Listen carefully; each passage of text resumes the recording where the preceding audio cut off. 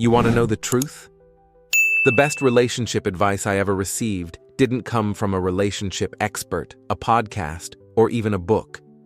It came at a time when I was ready to walk away from someone I loved deeply, not because they were toxic, but because I was exhausted, confused, and honestly, scared. It was in that moment, when everything felt heavy and uncertain, that someone I trust looked me in the eyes and said something that changed everything. Don't search for a perfect person. Look for someone who's willing to grow with you, and be that person for them too.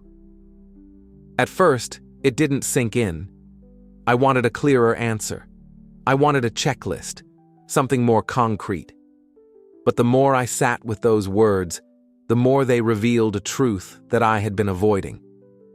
Every relationship, even the strong ones, will have moments of silence, misunderstandings, doubts, days when you don't feel seen, nights when you wonder if love is supposed to feel this hard. We're conditioned to think that love should be effortless, that if it's meant to be, it won't require so much work. But real love, the lasting kind, is anything but effortless. The best relationships aren't built on perfection. They're built on two imperfect people who choose each other again and again. Not because they have to, but because they want to. Over time, I learned that love isn't about finding the right person. It's about becoming the right person. We focus so much on what our partner should be doing, how they should communicate better, love us more, fix their flaws. But how often do we look in the mirror? Are we giving the same energy we want to receive? Are we listening with grace? Are we loving them through their flaws, the same way we hope to be loved through ours? That one sentence, that one piece of advice, reminded me that love is not passive. It's not something that just happens. Love is active. It takes humility, forgiveness, patience, and yes, it takes work, but it's beautiful work.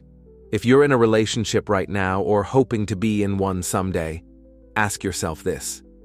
Are you chasing perfection? Or are you open to growing together? Can you and your partner be honest without blaming? Can you make mistakes, fall short, and still choose to fight for each other? If the answer is yes, that's something worth holding on to, not because it's easy, but because it's real. Looking back, the best relationship advice I ever received wasn't about how to make someone stay.